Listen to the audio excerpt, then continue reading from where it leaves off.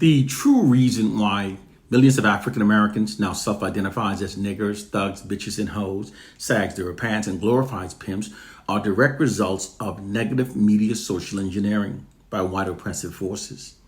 Because we African Americans were totally stripped of our true identity and culture during slavery, we are therefore more susceptible to negative media social engineering, and we've therefore normalized it. Those who know must teach African proverbs. During the 1960s, the emergence of the Black Pride movement resulted in millions of African Americans calling themselves brothers and sisters. Doing so had a profound unifying effect upon the African American culture, which was determined to have been the core factor for that decade's unprecedented unified Black protests. White social scientists therefore covertly now steered the African American culture away from calling ourselves brothers and sisters to now calling ourselves niggers and bitches, which in fact subliminally divides us. Now we're in fact more divided than at any previous time in history. Words do have power over our subconscious minds. Words directly affect our thoughts, and our thoughts are an important part of our inner wisdom, and they are powerful. A thought held long enough and repeated often enough becomes a belief. A belief becomes your biology. We psychologically become what we repeatedly calls ourselves. It's why men that repeatedly call themselves thugs are more likely to engage in a fight than to avoid one. It's also why women that repeatedly call themselves bitches often become stubbornly unreasoned.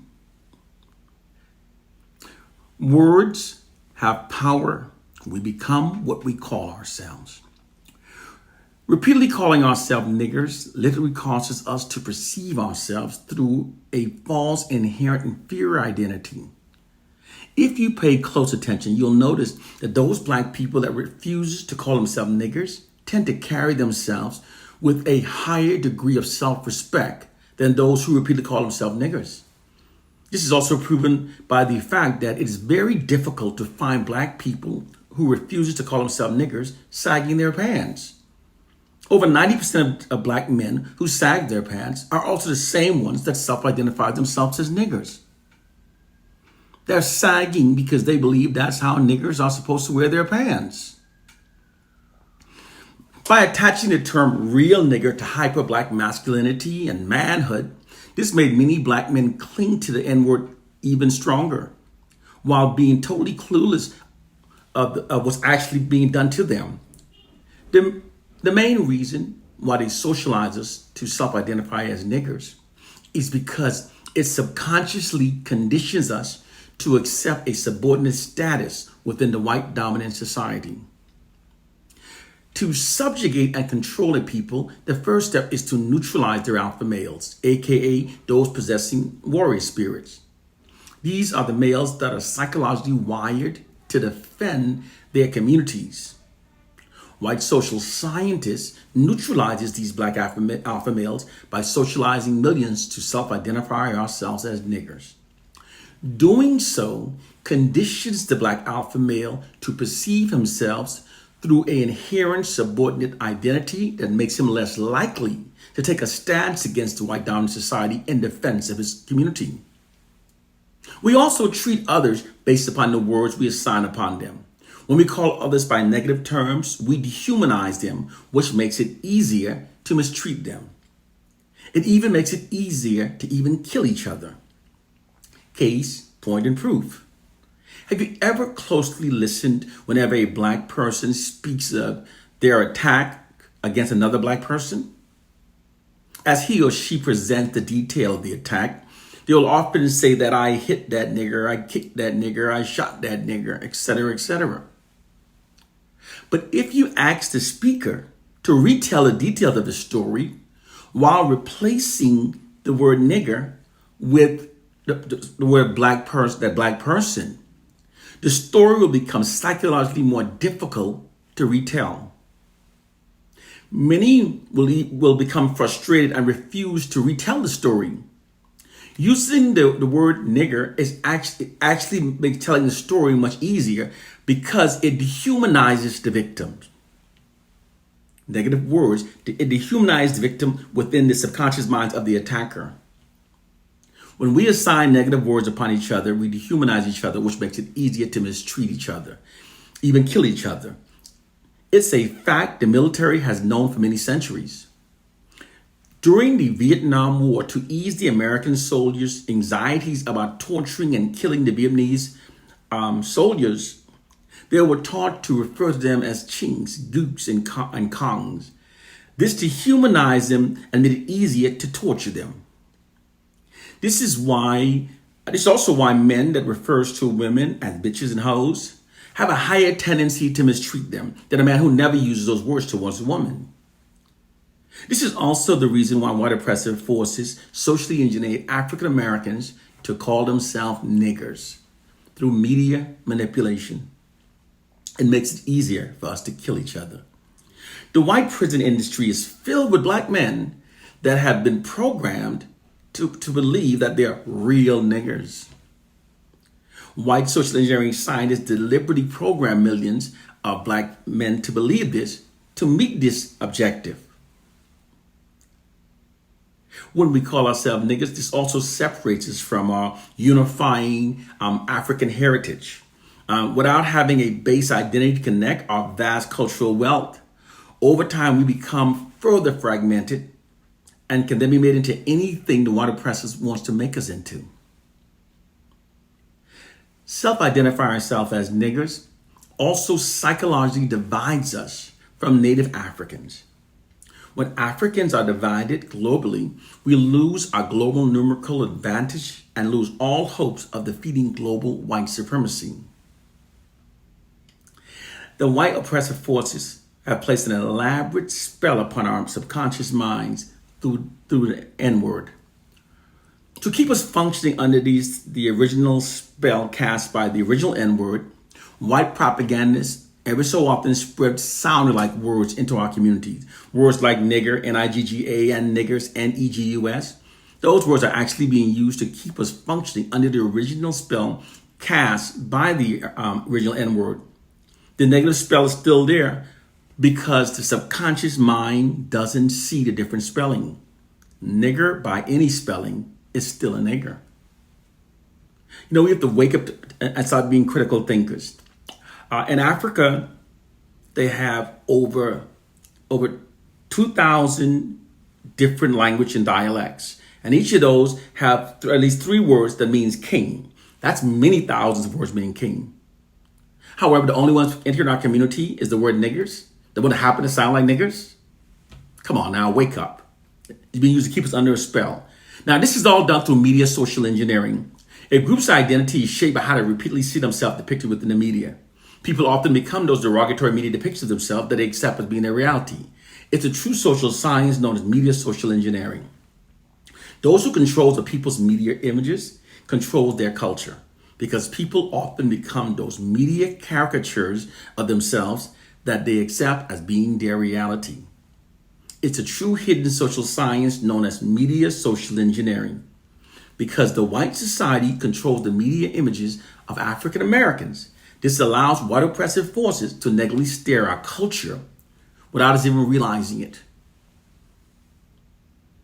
Their ability to steer black culture through media social engineering is immensely powerful. So much, in fact, that if these white men wanted black youths to start walking around every day with a yellow afro comb in their left rear pocket, all they would have to do is place that image in several rap music videos and movies and TV shows being depicted as cool and trendy. In doing so, many of our black youths would then imitate it, start copying it, adopt the image, and they will swear they created the image. That's their own style. When in fact it was actually not. It's the result of negative media social engineering by white oppressive forces. It's a learned behavior by what they repetitively saw in the media. It was secretly created through media social engineering by white oppressive forces. And we think this is why our culture is so upside down. We don't understand the social sciences that are being employed against us. When these white social engineering scientists create trends and customs for black youth to imitate, and they deliberately create those that gets our black youth acting and dressing as caricatures that reinforces resentment and anti-black prejudice perceptions. Moreover, those images that reinforce many negative stereotypes about black people. Black youths become the caricatures of them and derogatory images of themselves that they accept as being their truths. The African American culture is being negligently steered by white oppressive forces. This is not a scapegoat. This is a true social science that most people don't understand. It allows them to have our youth acting like buffoons and dressing like clowns. Case point in proof, okay? Black sagging is the result of negative white media social engineering. Through disinformation propaganda campaigns, millions of African Americans have been misled to believe that sagging started with slavery. This is untrue. If it had, the style would have been prevalent throughout the many years that followed slavery. It was not. The style didn't exist on a national scale until the early 1990s. Furthermore, if slaves were sagging, this would have severely reduced their productivity, because a slave couldn't pick much cotton with one hand while the other hand's holding up his pants. Moreover, the white enslavers would also never allow slaves to sag, because this creates the possibility of their wives and daughters seeing the enslaved man's private areas. Come on now. When you critically think and observe facts as they truly were, it becomes clear that sagging did not begin with slavery. The sagging phenomenon is not the result of the prison industry, where most prisons have a heavily enforced dress code requiring prisoners to wear Velcro fastening belts. Furthermore, if men engage in homosexual behavior while incarcerated, most do not return to their communities and families, flaunting that fact. Most will conceal any and all customs or behaviors associated with the practice. Not return home and flaunt those behaviors. That's ridiculous. Furthermore, that prison to street theory is not how national trends are created. In reality, for a style to become a national trend requires concerted effort, financing, and marketing. If not, the style remains local to its place of origin, or becomes regional at best. This is a fact. This is why marketing firms are hired for companies when seeking to expand the sales of their product. Come on. The true reason why large numbers of black people now sags their pants is because the style was stylishly propagated through the white controlled media.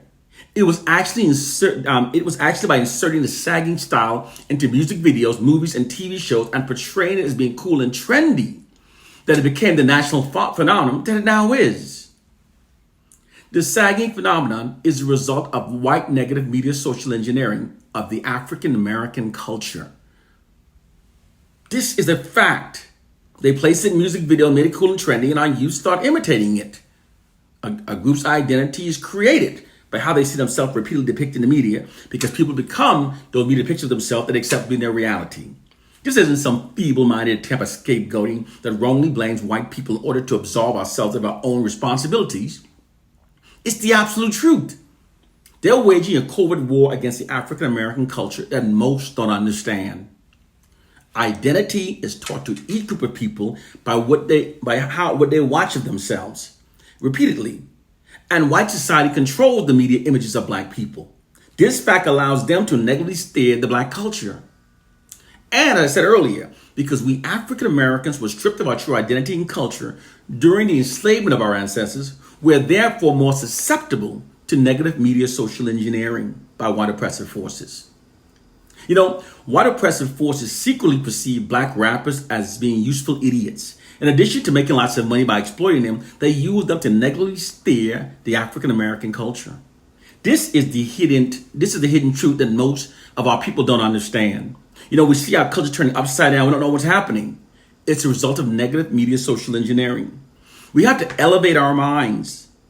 If you're just sitting back and allowing to just take the information you're getting from the white man, you're not researching for yourself, he's never going to give you information that liberates you.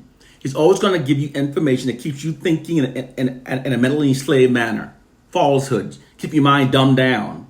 You have to elevate your mind and recognize the war that's being waged against us.